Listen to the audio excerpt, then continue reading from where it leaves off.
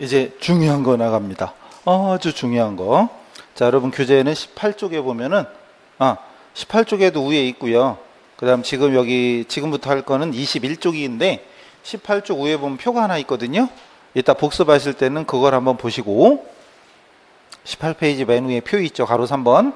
그거 하고 그리고 21쪽에 보면 지금부터 하는 챕터 2 재무상태와 재무상태표 여기를 합니다. 자, 여기 보세요. 자, 이제 앞으로 우리가 정말 많이 쓰는 용어가 이 재무상태라는 말하고 재무상태표라는 말하고 앞으로 우리는 입에 달고 살 겁니다. 이제 우리 회계하는 동안에는 이제 평생 입에 달고 살아야 되는 용어가 재무상태 또는 재무상태표 뭐 이런 거예요. 자, 여기 보세요. 앞을 보세요. 그냥. 그리고 이제 교재에 있는 내용하고 똑같지는 않아요. 왜냐하면 교재에 지금 사실은 너무 많은 게 써 있어요. 오늘 해야 될 거 이상으로 너무 많이 써 있어서 지금 다 하지는 않으니까 앞에 여기를 위주로 하시면 돼요. 여기를. 그리고 그 근처를 하고 있구나. 그리고 오늘 가서 읽다 보니까 딱 읽어보니까 이거 오늘 들은 말이야. 그러면 다시 읽어보시면 되고 이거 못 들은 것 같은데 그럼 제끼면 됩니다. 오늘 하려고 붙잡고 있으면 안 돼요. 제낄 건 제끼세요. 요거만 보세요. 이제. 자, 앞으로 우리가 이제 입에 달고 살아야 될 용어 제일 중요한 게 요겁니다. 자산. 자, 근데 이건 여러분 지금 초중고생도 알걸. 자산이라는 단어를 한 번도 못 들어봤다 이런 분 아마 안 계시죠. 아니면 재산은 어때요? 재산. 이 말을 한 번도 못 들어봤거나 한 번도 말을 안 해봤으면 좀 이상하죠. 이거는 재산. 여러분 우리 개인적으로 이제 우리 회계하는 동안에는 기업이라고 했지만 그냥 우리 개인적으로 말하면 저 사람 재산이 많대. 저 사람 재산이 엄청 많아. 저 사람 재산이 많대. 이런 얘기는 하잖아요. 근데 우리 상식적으로 말하는 재산에는 뭐가 있을까요? 그냥 우리 상식적으로 말하는 재산에는 뭐 돈은 말할 것도 없고 은행 예금이나 주식이나 그죠? 주식도 재산이니까. 그리고 또 집 있어야 되겠죠? 차 있어야 되겠죠? 딴 거 모르겠다. 제가 가진 게 없어가지고. 어쨌든 우리 재산이라고 하면 어쨌든 결론은 돈, 값어치. 돈 값어치 나가는 돈이든 물건이든 뭐 이거 이런 거겠죠? 아니면 요즘은 왜 취미 때문에 무슨 뭐 신발을 막 5,000켤레 막 이런 사람도 있지만 어쨌든 그런 빼고 그냥 일반적인 거 하면 이런 것들이 우리가 말하는 흔히 말하는 재산이잖아요. 돈 값어치 있는 돈 가치 화폐 가치가 있는 그죠? 자, 근데 이거를 우리 개인적인 재산이 아니라 기업, 우리 회계는 기업이라고 그랬죠. 기업, 회사, 기업이 소유하고 있는 재화와 채권이라고 써놨죠. 이때 재화라는 게 바로 화폐나 화폐적 가치가 있는 물건이잖아요. 재화. 그 화폐적 가치가 있는 물건. 아까 얘기한 이거 주식이나 집이나 차나 아니면 땅. 여러분 또 땅 가진 게 많아. 그럼 땅 땅. 양평에 땅 2만 평 있어요, 여러분이. 그런 거 땅. 그런 게 재화죠. 돈 값어치 되는. 돈 값어치 있는 물건. 돈이나 물건이 재화. 채권이 뭔 뜻이에요? 우리 초등학생으로 돌아가요. 초등학생한테 만약에 초등학생 너무했나? 한 중고딩한테 채권이 뭐냐고 만약에 중고딩 중에 채권 모를 수도 있으니까 그럼 여러분이 채권을 설명한다고 생각하면 채권이 뭐예요? 한자를 모르는 사람 많거든요. 여러분 알고는 계시겠지만 설명한다고 생각해봐요. 뭐라고 설명하실래요? 이럴 때 자꾸 얘기를 하셔야 돼. 어려운 얘기는 아니죠. 알아는 듣죠, 다 그죠? 설명 안 해도 채권은 받을 거잖아요. 받을 돈 돈 빌려주고 빌리고 할 때 돈 빌려준 사람은 나중에 받아야 될 채권이 발생하는 거고 빌린 사람은 나중에 갚아야 될 채무. 그 채권자, 채무자, 채권 채무 아시죠? 채무는 좀 이따 나와요. 좀 이따 나옵니다. 채권과 채무. 근데 그래서 요즘 학생들은 이제 한자를 그냥 거의 등한시하고 막 이러니까 채권 채무도 잘 모르는 사람이 있긴 있어요. 근데 어쨌든 우리는 이제 여러분은 지금부터 채권이냐, 채무냐, 즉 받을 거냐, 기업이 미래 타인으로부터 받을 수 있는 권리, 받을 거 채권이죠. 그게 바로 받을 거냐 아니면 채무, 갚을 거냐를 구분하셔야 돼요. 그럼 나중에 뭐가 있을 때 이건 받을 거야, 갚을 거야 이거 구분이 안 되면 큰일 납니다. 받을 거냐, 갚을 거냐, 채권이냐, 채무냐. 이때 다시 돌아와요. 회사가 기업이 보유하고 있는 재화나 채권을 회계에서는 뭐라고 한다고요? 회계에서는 자산. 그래서 앞으로 여러분 수천 번, 수만 번 계속 뱉어내야 될 용어, 말을 해야 될 용어가 자산입니다. 근데 솔직히 자산 뜻이 어려워요? 자, 생각해 보세요. 자산 뜻이 어려워요? 이걸 어렵다는 사람은 없으시겠죠? 근데 여러분이 그냥 생각할 겨를도 없이 그냥 바로바로 튀어나와야 돼. 자산. 우리 회계에서는 기업이 소유하고 있는 돈이나 물건이나 받을 권리 이런 것들을 통틀어서 뭐라고 한다? 자산. 이게 바로 그냥 막 바로 나와야 돼. 옆구리 찔러면 쿵 나와야 돼. 근데 뭐라고 한다고요? 계속 가만히 있으면 나중에 문제 풀 때 그렇게 된다니까. 문제 읽으면서 문제 읽는데 5분 걸려. 한 문제당 1분 정도에 풀어야 되는데 문제 읽는데 5분 걸려. 그런 분들이 나중에 이게 대답 안 하고 이런 분들이 자꾸 하셔야 돼요. 자, 뜻 자체는 솔직히 어려운 게 아니잖아요. 회사가 가지고 있는 재화와 채권을 회계에서는 뭐라고 한다? 자산. 그리고 약자로 A라고 써놨죠. 앞으로 제가 자산이라고 두 글자 쓸 시간도 없어서 A라고 쓰면 자산 이렇게 미래 에셋 들어오셨죠? 에셋, 에셋, A입니다. 회계에서 A라고 쓰면 자산이다. 이렇게 알아두시면 됩니다. 자산 A, 어셋. 요건 많이 쓸 겁니다. 다른 건 몰라도 요건 진짜 많이 쓸 거예요. 그럼 회계에서 우리가 A 쓰면 자산이구나. 이렇게 이해를 하시고, 그리고 재화와 채권이 있죠? 재화, 채권. 재화는 말할 것도 없이 돈이나, 자, 이제 앞으로 우리가 진짜 많이 쓸 용어는 상품이라는 단어입니다. 상품. 여러분이 주변에 여기도 여기 몇 미터만 나가면 다 가게들이죠. 가게. 아니면 여기 1층에 보면 편의점이 있더만요. 편의점은 물건 잔뜩 쌓여있죠. 그럼 그 사람들은 그 물건을 왜 갖다 쌓아놨을까요? 뭐 하려고? 팔려고. 그죠? 어려운 얘기 절대 안 물어봐요. 어렵게 생각하지 마시고 그냥 생각나는 대로 자꾸 얘기 해보세요. 거기 물건을 왜 쌓아놨다고요? 팔려고. 그럼 그 편의점에서는 거기 쌓여있는 물건들, 그걸 뭐라고 하냐? 그걸 상품이라고 합니다. 팔려고 사는 거. 아니면 저 길가 나가면 가게 천지죠. 그 가게, 옷가게에서 옷, 신발 가게에 신발, 이런 것들 다 왜 갖다 놨어요, 거기? 팔려고. 그럼 걔네들은 그게 바로 뭐다? 그게 바로 상품이다. 그러니까 앞으로 우리는 상품이라는 단어를 수백, 수천, 수만 번 할 겁니다. 너무나도 당연하지만. 그럼 이제 반대로 말하면 오늘부로 상품이 이제 뭔지는 알았잖아요. 그럼 만약에 제가 상품이 뭐냐 그러면 상품은 팔려고 사온, 그건 아니고 그건 당연한 거고, 이제 우리 회계 용어로 답해야 돼요. 상품이 뭐냐 그러면 자산이요. 오늘부터 우리는 상품 뭐냐 그러면 자산. 현금이 설마 현금이 뭐예요? 이런 사람 없겠죠? 현금이죠 뭐. 돈. 우리 주머니, 요즘 주머니에 돈 안 넣고 다니죠. 현금 있어요 지금? 요즘 안 넣고 다니잖아요. 그냥 휴대폰 하나, 달랑 하나 들고 다니면 다 되잖아요. 아닌가? 현금이 편하신가? 어쨌든 현금 5,000원짜리, 만원짜리, 5만원짜리 들고 다니시는 분, 심지어 저 옛날에는 주머니 걸어 다니면서 소리 났는데, 동전 많이 쓰니까, 저는 오늘도 전 지방에 살아요. 여기까지 올라오고 기차 타고 다니고, 예전에 공무원 강의할 때는 서울, 대전, 대구, 부산 막 이렇게 다녔거든요. 매일 월, 화, 수 뭐 이러면서 왔다 갔다 하면서 맨날 뭐 밥도 먹어야 되고 중간에 음료수도 먹어야 되고 커피도 먹어야 되니까 하다 보면, 그때는 현금 많이 쓸 때니까 동전이 막 찰랑찰랑해서 그 동전 남으면 집에 가서 이렇게 통에 넣어놓고 하면 진짜 통에 그냥 꽉꽉 차가지고 몇 달 되면 그 통 털어가지고 하면은 몇십만 원 나오고 막 이랬는데, 요즘은 현금 만져본 지, 그래, 현금 안 만져요. 어쨌든 현금이에요, 그냥. 근데 설마 오늘부터 우리가 현금이 뭐냐 그러면 현금이 돈이지? 이러면 안 돼요, 이제. 그건 너무나 당연한 얘기고, 현금이 뭐냐 그러면 자산이야.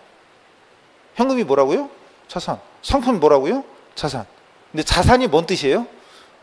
기업이 소유하고 있는 재산이나 재물, 재산, 돈이나 물건, 화폐 가치가 있는 물건, 재물, 그리고 채권을 자산이라고 한대. 이렇게 자꾸 만약에 여러분이 아들이나 손자녀들한테 만약에 회계를 가리킨다고 생각하고 자꾸 표현을 해보셔야 돼요. 자산이 뭔지, 현금이 뭔지, 상품이 뭔지. 이제 그걸 이제 우리가 했다고 치면, 오늘부터 우리는 상품 뭐냐 그러면 자산. 건물이겠죠? 설마. 차량 운반구, 비품. 이 비품이라는 건 요런 우리 학원의 칠판 아니면 저 카메라, 이런 앰프, 막 이런 것들, 책상, 의자, 이런 것들을 비품이라고 그래요. 근데 다시 상품은 왜 사왔다고요? 팔려고. 근데 건물, 차량, 비품 이런 것들은 전문 용어로 하면 영업용이에요. 이제 지금 설명드릴 거예요. 이제 뒤에 나올 거예요. 다시 나올 겁니다. 영업용입니다. 즉 우리가 사용하려고 사온 거를 건물, 차량 운반구, 비품, 토지 이렇게 얘기하는 거고, 팔려고 사왔어. 만약에 차를 샀는데 팔려고 샀어. 그러면 그때는 차량 운반구가 아니라 상품이에요. 판매를 목적은 좀 이따 다시 설명드릴 거예요. 자, 그래서 이 부분은 그럼 넘겨서 할게요. 자, 여기 지금부터 잘 보세요. 자, 지금 여러분은 오늘 제가 얼굴을 처음 뵀는데 여러분 성함은 제가 당연히 몰라요. 근데 우리 다 이름이 있죠. 다 이름이 있죠. 그죠? 우리 회계를 하다 보면 장부에 기록할 때 이름이 있어요. 이름. 계정 과목. 이게 이름입니다. 이름. 즉 우리가 앞으로 장부에 기록하는 이름, 용어. 가장 기본이 되는 용어가 요겁니다. 요건 책에 따로 지금 21, 22 쪽에 있는 것도 있고 없는 것도 있고 막 섞여 있어요. 근데 그거 보지 마시고 여기를 보세요. 여기를 보세요. 읽다 보면 있는 것도 있고 없는 것도 있어요. 그리고 제가 여기 없는 건 신경 쓰지 마시고 그냥 여기를 보세요. 현금이 현금입니다. 말할 것도 없이 현금이 현금. 돈. 그 다음에 보통 예금이죠. 뭐 요런 은행에다가 통장. 요즘 통장도 많이 그냥 안 만들어준다면서요. 통장 용도가 뭐냐 막 물어보면서 그죠? 아무나 그냥 막 안 만들어준다며요. 어쨌든 그렇대요. 수시로 입출금이 가능한 우리가 자유저축예금이라고 하는 거 보통 예금. 이건 뭐 별로 중요하지 않고 우리는 이게 중요합니다. 당좌예금. 근데 우리 솔직히 우리 여러분 개인적으로 보면 당좌예금이라는 거 해본 적이 있어요? 없죠. 개인적으로는 없어요. 이건 기업에서만 하는 거예요. 자 넘겨볼게요. 여기 제가 잠깐 넘겼는데 여기 제가 이렇게 써놨죠. 기업에서 대금을 결제하는 수단. 우리 항상 회계하는 동안에 기업이라고 생각하라고 그랬고 내가 장사를 한다. 내가 사업을 한다 이렇게 생각하시랬죠. 그럼 장사하다 보면 돈이 왔다 갔다 할 일이 많잖아요. 돈 쓸 일도 많고 받을 일도 많고 줄 일도 많고 그죠. 근데 이걸 현찰로만 취급할까요? 현찰은 당연하죠. 필요할 때 현금인데 근데 현금으로만 거래할까요? 그러기는 쉽지 않죠. 만약에 우리 개인적으로는 여러분 지금 저도 오늘 오면서 지금 차비 쓰고 그다음 커피 한 잔 뽑고 해서 돈을 썼지만 근데 뭘로 썼냐? 카드로 썼죠. 카드로 썼죠. 근데 어쨌든 신용카드 회계에서도 나오지만 그렇게 중요한 건 아니고 자 중요한 건 이겁니다. 우리 개인적으로야 현금 아니면 카드지 뭐 솔직히 그죠? 아니면 요즘 동네 길가에서 혹시 뭐 사드셔 보셨어요? 원래 종로에 지금도 있나? 김떡순 뭐 이런 거 있어요? 없어요? 예전에 종로에 많았는데 김밥, 떡볶이, 순대 뭐 이런 거 없어요 지금? 요즘에 여기 잘 안 가러봐서 어쨌든 길가에서 여러분 노점상이한테 뭐 사 먹을 때도 현금 없어도 되지 않아요? 앞에 써 있죠. 계좌이체. 그죠? 계좌이체. 이것도 계좌이체 당연히 되겠죠. 네, 그거 빼고 자 이제 중요한 게 이겁니다. 기업에서는 자 수표를 주고받거나 어음을 주고받거나 아니면 이거 외상이죠. 나중에 예를 들어 여러분 장사를 합니다. 만약에 식당을 하신다 아니면 커피숍을 하신다 편의점을 하신다 그럼 여기도 편의점이 있는데 여러분 가끔 가다가 오메가메 못 보셨어요 혹시? 그 배송 차량이 와서 물건 막 내리는 거 박스로 해서 막 내리는 거 이런 거 본 적 없으세요? 그럼 혹시 알바 안 해보셨나? 그럼 알바들이 아니면 그 점주나 알바가 그 물건 오면은 그 포장된 거 그 뜯어가지고 다시 그 검수하고 진열하고 이런 게 하시는 거 뭔지는 아시죠? 근데 예를 들어서 편의점에 물건을 배송 받았어요. 그럼 오늘 배송 받으면 그 자리에서 현금 결제 할까요? 안 해본 사람 몰라요. 제가 아냐 모르냐 물어보는 게 아니라 그냥 생각해 보세요. 그냥 여러분이 물건을 오늘 받았어. 그럼 받은 거 그 자리에서 현금 결제 할까요? 아니면 그래서 약속 뭐 일주일에 한 번 한다든가 열흘에 한 번 한다든가 월말 결제한다든가 어떻게 할까요? 보통 해본 사람은 더 잘하시겠지만 안 해본 사람 물론 모르니까 어떻게 할까요? 아니면 식당을 해. 그럼 지금이 11시면은 식당 어때요? 보통 일반적인 식당은 지금 영업해요, 안 해요? 11시면? 하나요? 11시부터 시작? 보통? 근데 그러면 식당 주인은 11시에 출근? 아니겠죠? 왜냐면 식당 하려면 뭐가 필요해요? 식사를 11시부터 만약에 판매한다면 그 전에 식사 준비를 해야 되잖아요. 반찬 만들고 뭐 밥이야 뭐 금방 뭐 저기 통에 안 치면 되니까. 근데 반찬 같은 거 하려면 그럼 여러분 반찬 그래 과일, 채소, 생선, 고기. 그럼 그 중에 채소라고 생각하면 채소를 어떻게 할까요? 여러분 식당 주인이면 채소 어떻게 해요? 매일매일 필요한 재료 매일 산다고 쳐. 그럼 어떻게 할래요? 식당이 여기 있어. 지금 종로야. 어떻게 할래요? 채소 어떻게 해요?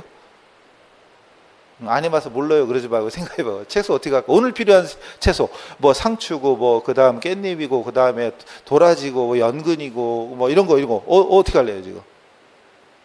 매일매일 여러분 그럼 시장 가서 사오실래요 직접? 그런 분도 계시겠죠? 그런 분도 계실 거야 아마. 저도 옛날에 그런 것도 했었어요. 새벽 시장 가서 과일, 채소 이런 거 띄고 그런 것도 했었어요.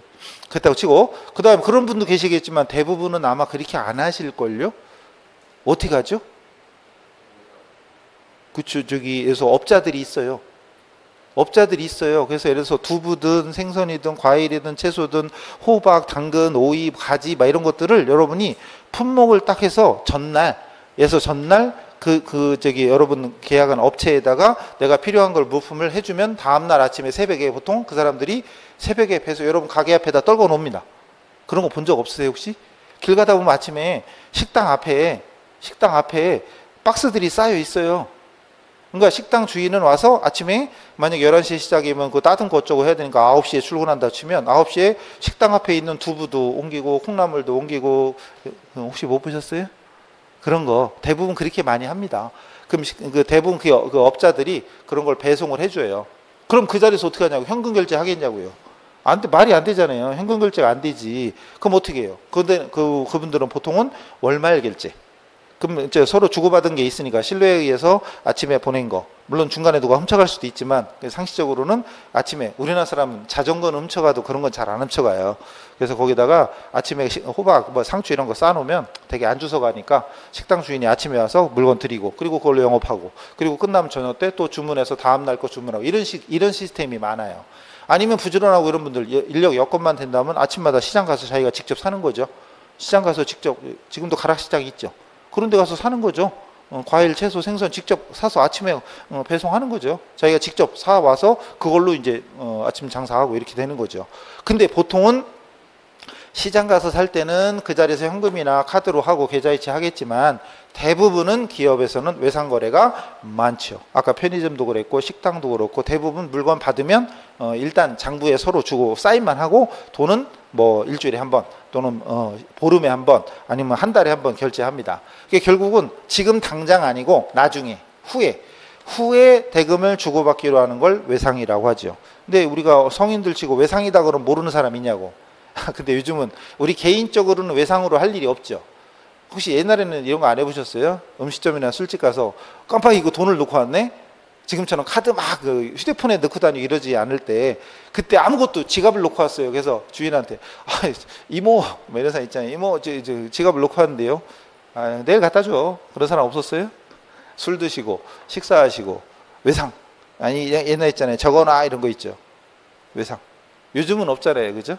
요즘. 아니면 혹시 공사 현장인 한밭집이라고 아시죠? 그런데 보통 어떻게 해요? 식사를 달아놓고 먹잖아요. 그죠? 그래서 만약에 우리 학원이다. 그럼 직원들이 만약에 10명 있다. 그럼 직원들 점심을 먹는데 어떻게 하냐? 식당 대놓고 먹는 데 있잖아요. 예를 들어서. 여러분 회사 직원들이 20명, 50명이야. 그럼 구내 식당이 있는 데도 있지만 20명 때문에 구내 식당을 하기 좀 애매하네. 그럼 이제 주변에 식당하고 컨택을 해가지고 우리 직원들 여기 와서 먹으면 적어놓고 내가 얼마 결제해줄게 이런 데 많죠. 그죠? 돈 나중에 주고받는 게 외상이잖아요. 그래서 회계에서도 당연히 외상으로 하다 이런 게 되게 많아요. 당연한 얘기죠. 자, 근데 현금이나 카드나 외상은 뭐 설명할 필요도 없어. 자, 중요한 건 이거죠. 수표나 자, 당좌 수표. 우리 회계에서 수표는 물론 수표도 종류가 많아요. 많지만 회계에서는 당좌 수표로 알아두세요. 당좌 수표. 자, 당좌 수표는 수표가 있고 또 어음이라고 들어보셨죠? 어음. 여러분 저기 사회생활 하면서 우리 회사를 해봤으면 더 잘할 테고 아니면 난 그런 거하고 전혀 상관없었어요. 그러면은 모를 수도 있지만 혹시 수표나 어음을 들어보셨냐? 조금이라도 들어봤으면 무슨 뜻인지 아실 수도 있고 자 일단은 중요한 건 이거예요. 현금, 카드, 외상은 따로 증서가 없죠. 그냥 서로 약속하에 구두로 그냥 야 우리 이렇게 관행에 의해서 내가 월말 결제할게 한 달에 한 번 결제할게 말로만 하는 거고 자 중요한 건 요 두 개인데 만약에 여러분이 지금 당장 물건을 샀어요. 근데 물건 대금이 5억이야. 5억을 줘야 돼. 5억을 줘야 돼요. 그럼 현금, 계좌이체, 신용카드, 외상 빼고 자 이 두 가지는 자 이런 차이입니다. 만약에 5억이라는 돈을 현금을 싸들고 다니면 지금 5만 원짜리면 5억이면 몇 다발이야? 5만 원짜리 다발을 본 적이 없어. 500만 원이네. 그 5억 되려면 100다발이에요. 그럼 어쨌든 100다발을 현금을 이렇게 싸들고 다닐 수는 없잖아요. 종이 한 장에 5억 원. 그래서 5억 원. 5억 원. 우리는 회계하려면 이제 9자리까지가 억이구나. 이 정도는 알아두셔야 돼요. 9자리. 콤마를 꼭 찍어야 되고 그게 5억. 근데 종이 한 장에 5억을 딱 써서 주면 끝나는 거죠. 그게 수표나 어음이에요. 종이 한 장에다가 돈을 딱 써서 주면은 주고받을 수 있는 증서, 그게 수표나 어음입니다. 근데 차이가 뭐냐? 수표는 당장 주겠다. 지금 당장 주겠다. 즉 제가 은행, 여기 은행 저기 KB국민은행이에요. 제가 어디 홍보하는 거 아니니까 째려보지 마시고, 어쨌든 KB국민은행하고 거래를 합니다. 그럼 여기다 은행 써놔요. KB국민은행 이렇게. 그럼 여러분이, 제가 여러분한테 드렸다고 쳐요. 그럼 여러분은 이 증서 가지고 은행 찾아가서 돈 줘라. 그럼 여러분 계좌로 5억을 싸주거나 현금을 찾아가거나 하시면 돼요. 자, 사회에서 이렇게 약속한 종이가 있어요. 근데 지금 당장, 진짜로는 당장 아니에요. 지금 진짜로는 오늘 받았으면 내일 가야 돼. 어쨌든 그런데 어쨌든 지금 당장 가서 돈 달라고 하면 주는 거, 그런 증서, 그거는 수표예요. 그럼 제가 수표를 발행해 준다는 얘기는 내 통장에 돈이 들어있다, 은행 계좌에 돈이 들어있다, 그러니 이 증서 가지고 가서 돈을 찾아가시라, 그럴 때는 수표예요. 근데 어음은 일정 기간 후에 지급하기로 약속하는 겁니다. 그래서 약속어음이에요. 자, 약속어음은 지금 당장 주겠다가 아니라 나중에 언제까지 갚겠습니다 라고 약속하는 겁니다. 예를 들어서 지금 며칠이죠? 오늘 9월 며칠이에요? 날짜도 몰라. 8일이에요? 9월 8일 날 발행을 했는데 보통은 이 어음은 몇 달 뒤에요.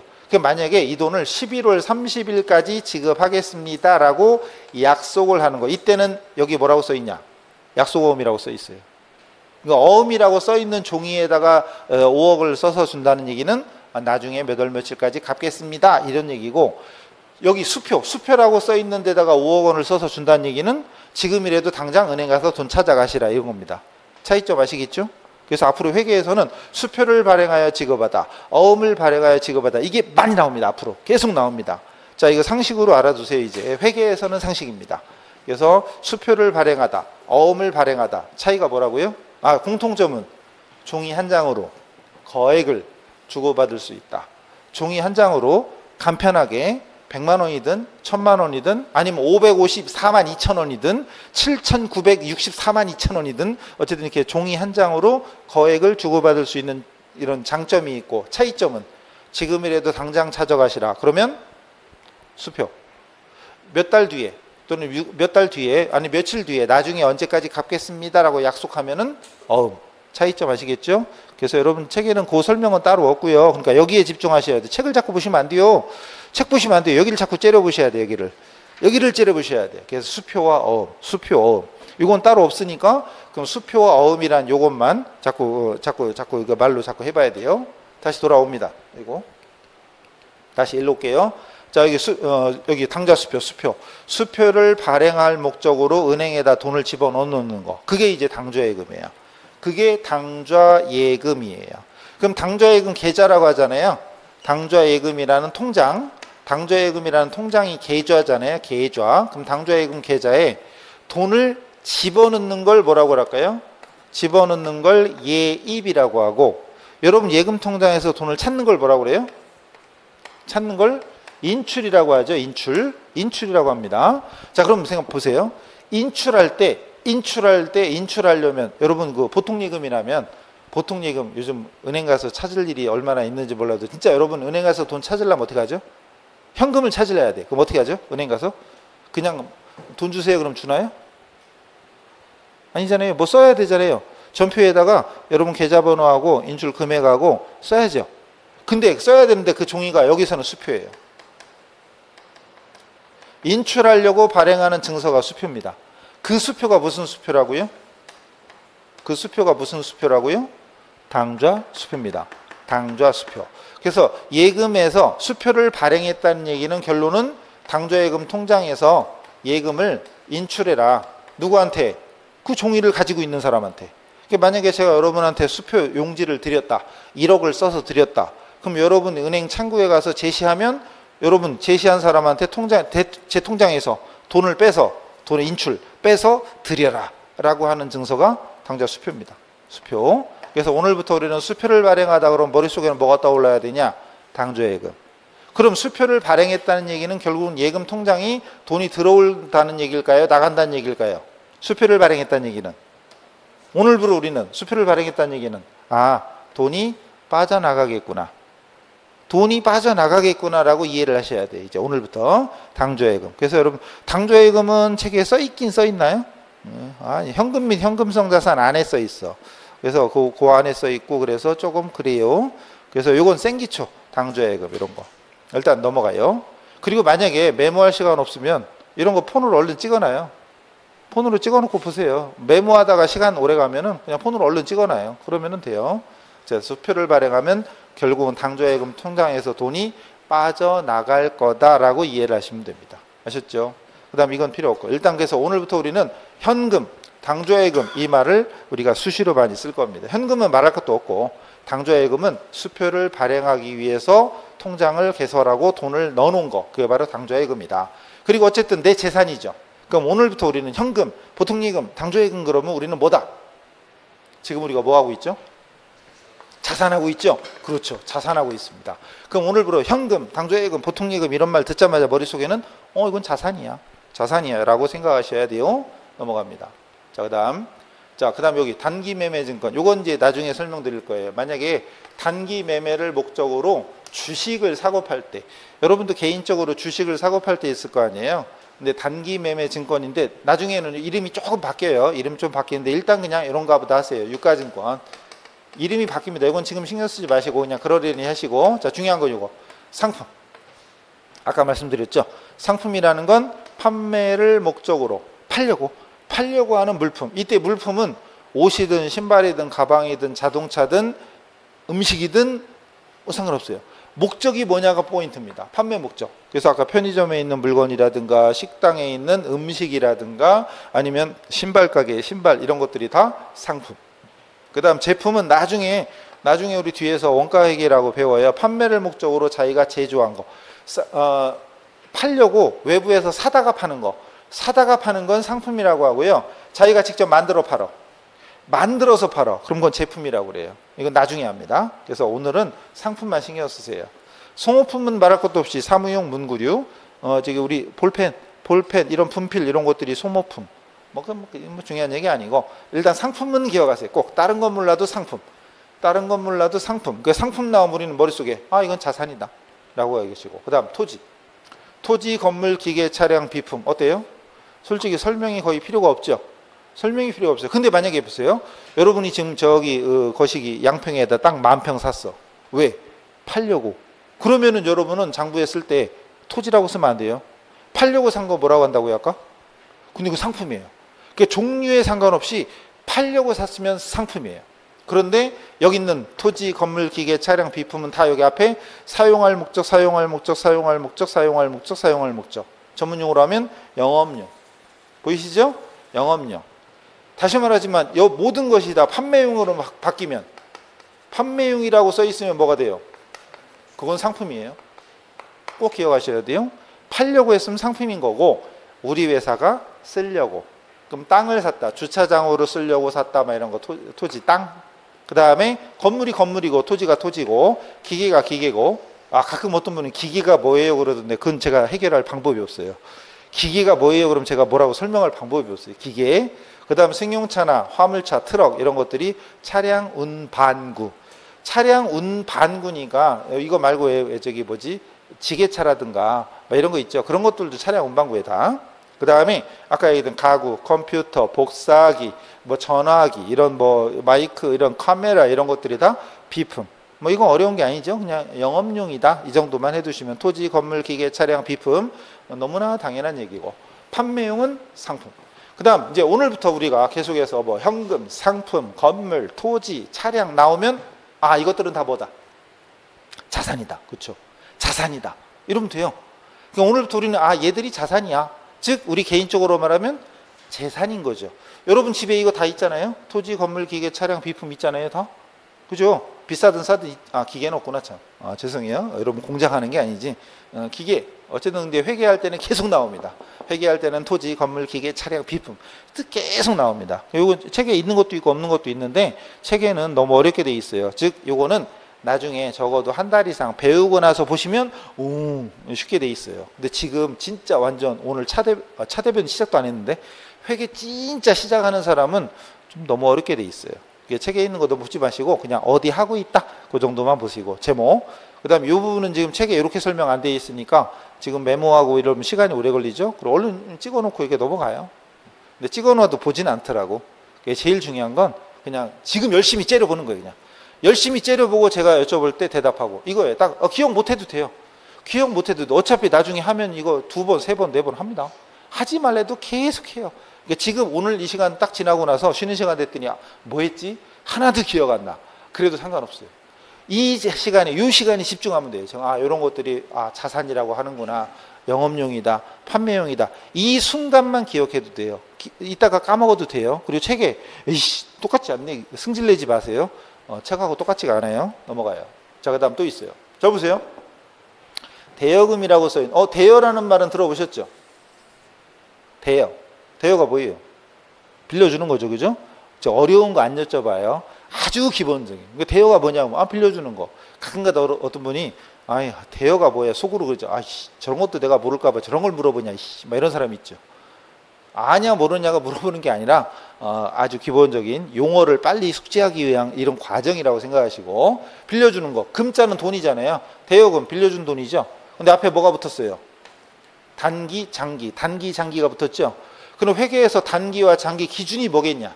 그것만 알면 되잖아요. 그럼 기준이 뭐겠냐? 뭘까요? 1년. 아까 1년 얘기했죠.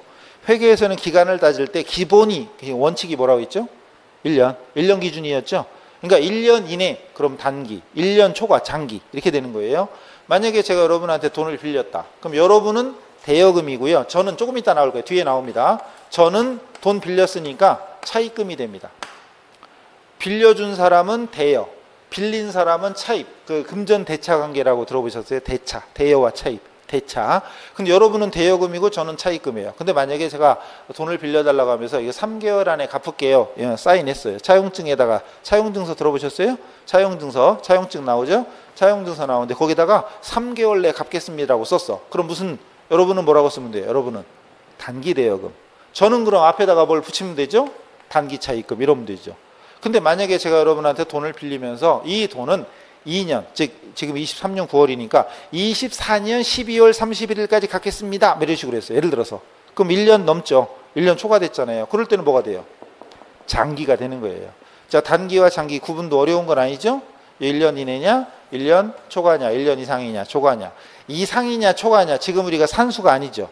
이상과 초과의 차이. 그렇게 따지지 마시고 그냥 의미가 1년 넘으면 장기구나 이렇게 이해를 하시고 넘어가요. 이상이냐 초과냐 따지는 엄밀하게는 초과예요. 엄밀하게는 초과지만 문제에 따라서는 1년 이내냐 1년 이상이냐 이렇게 표현을 합니다. 그러니까 이거 너무 산수하는 게 아니니까 이상이냐 초과냐 따지지 마시고 의미를 이해하세요. 1년 이내 단기, 1년 초과, 1년 이상 장기 이렇게 이해하시면 돼요. 그 다음에 외상매출금. 이것도 진짜 많이 씁니다. 정말 많이 쓰는 외상매출금과 받으러. 이건 책에도 있긴 있어요. 그냥 책 보지 마시고 여기를 보세요. 자, 외상매출금은 상품을 외상으로 파는 거죠. 매출. 외상이라는 말을 아까 했고 매출은 파는 거죠. 만약에 물건을 팔았는데 지금 당장 돈으로 받은 게 아니야. 외상으로 했어. 아까 이런 거. 만약에 여러분이 식당 하시는 분이고 저는 식자재를 납품하는 업체예요. 아까 말씀드린 거 여러분이 거기서 지역 종로에도 있고 저기 어디도 있고 그럼 여러분이 저한테 전날 주문하면 저는 아침에 새벽에 여러분 가게 앞에다 물건을 막 떨어뜨려 놓는 사람이에요. 그럼 저는 여러분한테 물건을 공급했죠. 물건을 팔았죠. 근데 돈은 못 받았잖아요. 그럼 저는 장부에 적을 때 뭐라고 적냐? 외상으로 팔은 돈, 외상값, 외상매출금이라고 적는 거예요. 외상매출금. 중요한 건 뭘 팔았을 때? 상품을 팔았을 때. 근데 만약에 상품을 파는 게 아니야. 잠시 후에 나옵니다. 만약에 제가 여러분한테 차량을 팔았어요. 제가 타던 중고차를 트럭을 여러분한테 팔았어. 근데 여러분이 이달 말까지 준대요. 근데 오늘 9일인데 이달 말이면 거의 20일 기다려야 되잖아요. 근데 제가 여러분하고 믿고 거래했어요. 그래 팔았는데 여러분이 이달 말까지 주기로 했어. 그럴 때는 외상값을 외상매출금이라고 안 합니다. 요거는 상품일 때잖아요. 근데 좀 이따 나오겠지만 미수금 상품 이외의 물품이라고 있죠. 이게 상품이 아닌 거 미수금이야. 이게 회계에서는 이걸 구분해야 돼요. 이런 걸. 그래서 좀 이따 일단 어쨌든 상품을 외상으로 팔았을 때 외상값을 외상매출금이라고 하고 그 다음 상품을 팔고 어음을 받았어요. 어음을 받았어. 어음 수취. 이 종이를 받은 거 수치라고 그래요. 어음 받은 거. 이거는 받을 어음. 글자 그대로 어음 대금을 받을 거다. 그래서 받을 어음이라고 합니다. 그래서 우리 회계에서는 외상매출금과 받을 어음을 앞으로 계속해서 쓸 거예요. 외상매출금, 받을 어음, 외상매출금, 받을 어음. 그리고 이 두 개를 합쳐서 매출채권이라고 합니다. 외상매출금과 받을 어음을 합쳐서 매출채권. 우리 앞으로 회계하는 동안에는 정말 많이 사용할 거예요. 그래서 솔직히 이거 어렵고 쉽고의 문제가 아니죠. 앞으로 회계에서는 이런 말을 쓰는구나. 대여금, 외상매출금, 받을 어음. 그리고 중요한 건 이제 의미는 알았잖아요. 지금 이 순간 일단 알았잖아요. 자, 그럼 제가 오늘 이후에 아니 문제 풀거나 책에나 제가 대여금이 뭐예요? 그러면 빌려준 돈이에요. 이게 아니고 그건 당연한 거고 이제 당연한 거고 뭐라고 해라 이제 대여금이 뭐예요? 그러면 자산이다. 이게 나와야 돼. 그다음 외상매출금이 뭐라고요? 자산. 받으러 온 뭐라고요? 자산. 이렇게 나와야 된다고요. 오늘부로. 예를 들어 지금 여러분 주변에 딱 보시면 보시고 한번 생각해 봐요. 여기 계신 분들이 남자예요, 여자예요? 남성이에요, 여성이에요? 주변 보세요, 빨리. 예? 근데 딱 보셨을 때 분석해야 돼요? 한참 생각해야 돼요? 아니죠. 딱 봐도 남자구나, 여자구나 보이죠? 이건 과거에 지금까지 경험상 대부분 이런 사람은 남자고 이런 사람 여자라는 게 이미 알고 있으니까 보자마자 남자고 여자고. 물론 가끔가다 요즘은 아닌 사람도 있죠. 여자인 줄 알았는데 남자고 남자인 줄 알았는데 여자고 이런 사람이 있지만 그냥 일반적으로는 그냥 보자마자 보이죠. 이게 그렇게 돼야 되죠. 오늘부터 그렇게 돼야 돼. 대여금 그럼 자산, 외상매출금 자산. 하긴 지금 자산밖에 안 했어요. 다른 걸 안 했어요. 그죠? 다른 걸 아예 안 했어요. 넘어갑니다. 그 다음 미수금. 우리 회계에서는 미자는 이쁘다는 미자가 아니고 안일미. 선자는 착할 선이 아니고 먼저 선입니다. 자, 그럼 미수, 수입. 숫자는 수입. 급은 지급, 지출. 수입과 지출 아시죠? 수지. 금전수지, 수입과 지출. 그때 미수할 때 숫자는 받을 쓰고 선급할 때 급자는 지급. 요거예요. 그럼 글자 그대로 하면 미수는 나중에 받을 돈이죠. 글자 그대로 하면 나중에 받을 돈이고 선급금은 미리 준 돈이죠. 미리 지급한 돈, 먼저 지급한 돈입니다. 한자를 알면 의미가 헷갈릴 것도 하나도 없는데 근데 나중에 헷갈리는 사람 많아요. 일단 미수금은 아까 여기 잠깐 왔었죠. 상품이 아닌 물건을 매각, 처분, 팔면서 돈을 외상으로 한 거죠. 그래서 상품을 외상으로 팔면 외상매출금이라고 기록하고 상품이 아닌 걸 외상으로 팔면 미수금이라고 기록합니다. 기억하세요. 이거 중요한 거예요. 그 다음에 선급금은요. 상품을 매입하기로 계약을 하고 대금의 일부. 혹시 계약금이라고 들어보셨죠? 계약금이라는 거. 계약금이라는 성격상 물건을 받고 나서 줘요? 받기 전에 미리 줘요? 계약금이라는 말.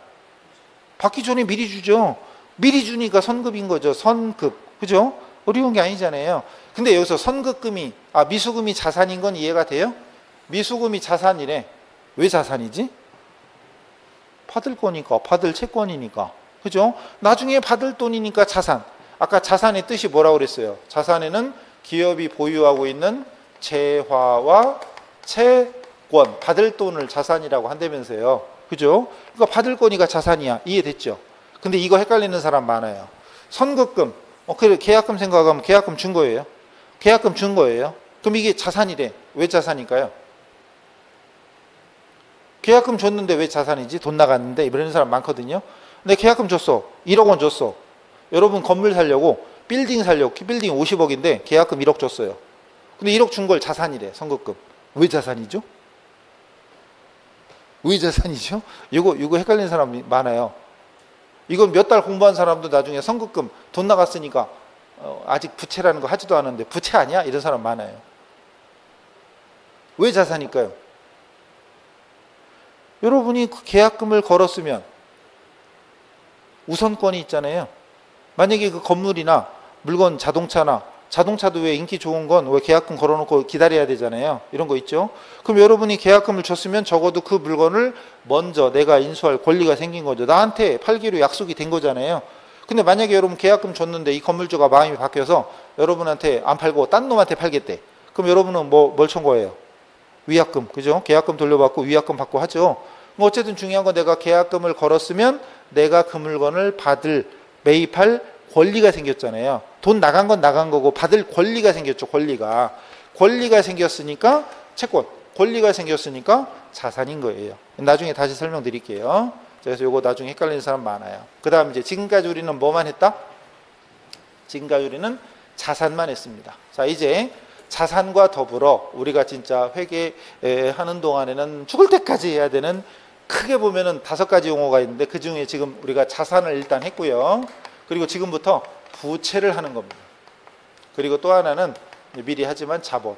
그래서 이 3가지 자산, 부채, 자본을 통틀어 우리 회계에서는 재무상태라고 합니다.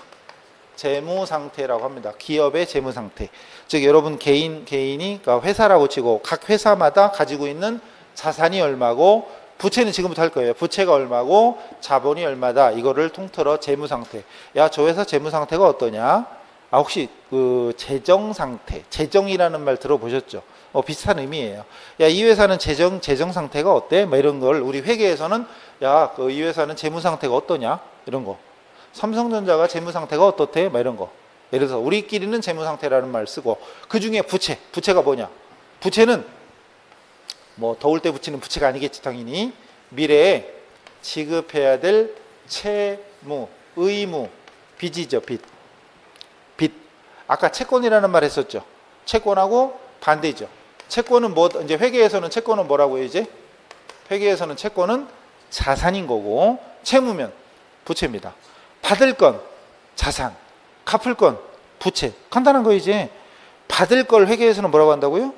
자산, 갚을 걸 부채. 그럼 나중에 여러분이 책을 보든 문제를 보든 어쩌고저쩌고 읽다 보니까 받아야 돼. 그럼 자산인 거고, 갚아야 돼. 부채인 거예요.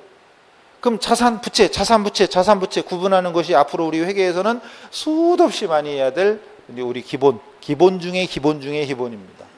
그러니까 딱 보자마자 이건 자산이야, 이건 부채야, 바로바로 나와야 돼요. 자, 부채, 갚을 거. 자, 그 중에 가장 기본은 돈 빌린 거, 차입금. 그 다음 단기와 장기 기준은 아까 말씀드렸죠? 1년. 이게 빌렸는데 1년 내 갚아야 돼. 단기 차입금. 빌렸는데 3년 동안, 3년 뒤에 갚기로 했어. 장기 차입금. 금전대차, 대여금과 차입금 반대말. 자, 그 다음에 외상매입금. 그럼 눈치 빠른 분들은 아까는 외상매출금, 지금은 외상매입금. 뭘 사왔을 때? 상품을 외상으로 매입. 사왔을 때 상품을 외상으로 사왔을 때 외상값. 그 외상매입금. 아까는 외상매출금. 그럼 외상매출금 하면 받을 거, 자산. 외상매입금 하면 갚을 거, 부채. 이게 오늘부터는 그냥 외상매출금 그러면 자산, 외상매입금, 부채. 이게 그냥 바로바로 나와야 돼. 바로바로. 물론 지금은 입에서 잘 안 떨어지죠. 당연하죠. 뭐든지 처음 시작할 때는 낯설죠. 용어가 바로바로 나올 리가 없잖아요. 그러니까 자꾸 하셔야 돼. 자꾸 말로 뱉어야 돼. 외상매출금, 외상매입금, 외상매출금, 자산, 외상매입금, 부채. 자꾸 그냥 진짜 어린아이들 그 말 배우듯이 계속 해야 돼. 계속. 그러면은 이런 용어가 입에 붙으면 그 다음부터 회계는 걱정할 일이 없어요. 어쨌든 그 다음에 지급어음. 아까 받으러 어음하고 반대말이죠. 어음인데 지급자가 붙었으니까 갚을 거예요. 상품을 매입하고 어음을 발행한 거. 즉 종이에다가 제가 여러분한테 1억 원 쓰고 이 돈을 오늘 9월이니까 한 6개월 뒤면 내년 3월인가? 3월 31일 날 갚겠습니다 라고 약속했다. 어음 발행했다. 그럴 때 저는 지급어음, 여러분 장부에는 받으러 어음, 저는 지급어음. 그 서로 쌍방 간에 줄 돈 받을 돈이 서로 달라지는 거죠. 받을 사람은 자산이 되는 거고 줄 사람은 부채가 되는 거죠. 그리고 외상매입금하고 지급어음을 합쳐서 매입채무라고 하고요. 미지급금, 나중에 지급할 돈, 상품이 아닌 것을 외상으로 매입했을 때 미지급금, 상품일 때는 외상매입금, 상품이 아닐 때는 미지급금. 선수금, 먼저 받은 돈, 미리 받은 돈. 매출하기로 계약을 하고 대금 중 일부, 계약금 받은 거. 계약금을 준 사람은 아까 뭐라고 그랬죠?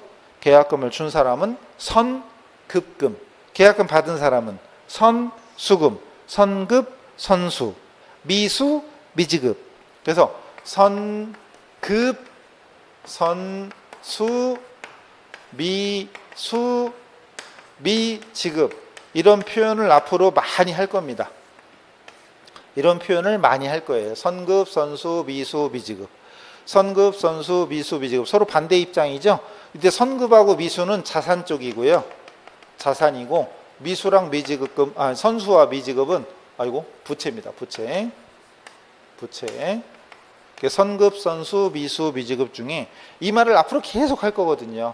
근데 거기서 나중에 그냥 습관적으로 선급금, 미수금 그러면 자산, 선수금, 미지급금 그럼 부채. 선급, 선수, 미수, 미지급. 선급, 선수, 미수, 미지급. 그래서 어떤 게 자산이고 어떤 게 부채인지 헷갈리면 안 돼요. 미리 준 거, 미리 줬으니까 뭐 그 대가를 받아야 돼. 자산. 미수, 나중에 받을 거니까 자산. 선수, 미리 받았어. 근데 미리 받았는데 뭔가를 줘야 돼. 공짜로 받은 게 아니라 내가 주기로 하고 돈을 미리 받은 거니까 뭘 줘야 돼. 그게 선수, 갚아야 될 의무가 있으니까 부채. 그리고 미지급, 나중에 줄 돈, 부채. 선급, 선수, 미수, 미지급은 앞으로 계속 나올 거라는 점. 자, 그 다음에 자, 예? 미수금의 일반 상품이 아닌 카드인데 예. 그들을 미수금이라고 그러는데 상품이 아니고 상거래라고 해야 되는 거죠? 아닙니다. 아니고요. 그냥 있는 그대로만 일단 봐두세요. 상품이냐 상품이 아니냐 이걸 보세요. 상품이 아닙니까? 상품이 아니죠. 토지는 아까 영업용이라고 그랬잖아요. 영업용이고 상품은 판매용이고. 그죠? 토지를 파는 건 팔려고 샀으면 상품이고 내가 쓰려고 샀으면 토지라고요. 그럼 미지급하고 미수금에서 상품이라고 하는 용어가 들어가는 이해가 안 가는 미수금이 상거래라고 하는 이해가 가는 아니요. 하지 마세요. 오늘은 아예 안 배웠다고 생각하셔야 되는데 지금 어느 정도 알고 계시면 헷갈리는 거예요. 그걸 다 버리세요. 버리시고 지금 선생님은 지금 상품이냐 토지냐부터 지금 거기서부터 헷갈리는 것도 그게 안 맞는 거예요 지금. 그러니까 그거 하지 마시고 그냥 지금 써 있는 대로 우선은 알아두셔야 돼요. 그러니까 내 생각은 아닌데 이렇게 생각하시면 안 돼요. 지금 상거래 설명부터 다시 해야 돼요. 그러면 안 되고요. 제가 지금 오늘 상거래라는 단어를 꺼낸 적도 없죠. 따지지 마시고요. 그거 아니고 그냥 상품이냐. 아까 제가 쓸 때 상품하고 건물, 토지, 기계, 비품하고 뭐라고 썼는지 기억나세요? 목적을 구분했어요. 목적. 상거래냐 아니냐는 지금 설명한 적이 없어요. 지금 우리는 그거 중요한 게 아니니까 오늘은 아예 진짜 아무것도 모르고 시작하는 입장에서 상거래 이런 거 따지시면 안 돼요. 지금 그렇게 하시면 절대 안 됩니다. 상품하고 토지는 목적이 달라야 해. 똑같은 땅이어도 판매를 목적으로 샀으면 상품이고 내가 쓰려고 샀으면 토지라고 그랬어요. 아까 차량도 마찬가지. 팔려고 샀으면 상품이고 내가 쓰려고 샀으면 비품입니다. 목적 자체가 달라요. 근데 차를 샀어도 그냥 샀다 차량이다 이러시면 안 되는 거예요. 차량을 샀는데 판매 목적이냐 아니냐. 예. 딴 거 복잡하게 생각하시면 안 돼요. 지금 아주 단순하게. 그 다음에 지금 이제 자산부채까지 했죠. 그죠? 자산부채까지 했고 자본은 솔직히 다른 의미가 없어요. 그냥 지금까지 했던 자산총액에서 부채를 뺀 나머지를 자본이라고 하더라. 그리고 순재산, 자산, 전체 재산. 자산은요 전체 재산이에요. 만약에 여러분이 전체 재산이 100억이야. 현금하고 건물 이런 거 합쳐서 다 100억이에요. 근데 왜 이런 거 건물 살 때 건물이 50억인데 내가 50억이 있어야 건물을 사요? 아니죠. 대출 받으면 되잖아요. 여러분 신용이고 회사에 재산이 있으면 대출을 받을 수 있죠. 그래서 왜 뭐 연예인들 뭐 빌딩을 샀는데 대출 얼마 사고 이런 거 아시죠? 아니면 요즘 은행에서 대출을 잘 안 해주니까 대출 퍼센트가 예전에는 한 80%까지 되는데 요즘 50%밖에 안 돼. 막 이런 것도 있고. 근데 어쨌든 100억짜리 현금 1억하고 99억이 건물인데 예를 들어서 그 중에 대출 받은 게 만약에 80억이에요. 예를 들어서. 그럼 내가 가진 재산은 일단 내 이름으로 된 재산은 100억이에요. 그죠? 그런데 그 중에 80억이 대출이야. 그럼 이 돈은 언젠가 갚아야 될 의무가 있으니까 부채가 되는 거고 일단 내 장부상으로 자산 총액은 100억이에요. 근데 그 중에 80억은 부채야. 그럼 실질적인 내 재산, 진짜 내 재산은 현재 얼마냐? 20억 아니에요. 현재는. 그죠? 물론 나중에 대출금 다 상환하고 나면 어떻게 돼요? 대출금을 다 갚고 나면 100% 내 거죠. 순재산이. 순재산. 순수한 넷. 순재산입니다. 그리고 소유주 지분이라고도 하고요. 주주 지분이라고도 하고요. 또는 자녀 지분이라고도 합니다. 혹시 이번 시험, 올해 시험 중에 자녀 지분이라고 시험에 나왔었어요. 자녀, 나머지 소유주 지분, 주주 지분, 순재산, 자녀 지분 같은 말입니다. 다. 오늘은 하나부터 열까지 다 낯설죠. 처음 들어봤으니까. 근데 어쨌든 지금 자산, 부채, 자본 이거 몇 번 해보면, 그리고 때가 되면 이것도 뒤에서 또 합니다. 어차피 또 나와요. 오늘은 그냥 그러려니 하시고, 그리고 자본에 속하는 용어는 당분간은 하나밖에 없어요. 책에는 다른 것도 있습니다. 책에는 지금 23쪽에 보면 자본에 그 이상한 말, 그 동그라미 1번에 납입자본, 동그라미 2번 이익잉여금, 동그라미 3번 적립금 이런 게 있는데, 지금 그런 얘기 신경 쓰지 마세요. 그거는 나중에 하지 말래도 한두 달 뒤에 우리 이론 하다 보면 어차피 나와요. 그때 가서 고민해도 돼요. 오늘 여기 있는 거 보시면 아마 헷갈리는 게 좀 있을 거예요. 그래서 오히려 책에 있는 거 너무 자세히 보지 마시고, 그 부채 쪽에도 23쪽 맨 위에 보면 뭐 비유동 부채다. 오늘 제가 설명 안 드린 거 있죠? 유동과 비유동 솔직히 아무것도 아니에요. 아닌데 지금 그게 중요한 거 아니고, 거기 보면 장기차입금 말고도 뭐 사채도 써 있고 퇴직급여 부채도 써 있고 막 이런 게 써 있는데 신경 쓰지 마세요. 오늘은 딴 거 신경 쓰지 마시고 그냥 지금 제가 했던 정도만 이해하셔도 충분합니다. 그래서 지금 이번 시간에 했던 것이 결국은 자산, 부채, 자본이고요. 자산, 부채, 자본을 통틀어 회계에서는 재무 상태라고 하더라까지만 했어요. 여기까지 기억하시고, 그리고 잠깐 쉬었다가 이제 23쪽에 있는 2번의 재무 상태표부터 나가도록 하겠습니다. 좀만 쉬세요.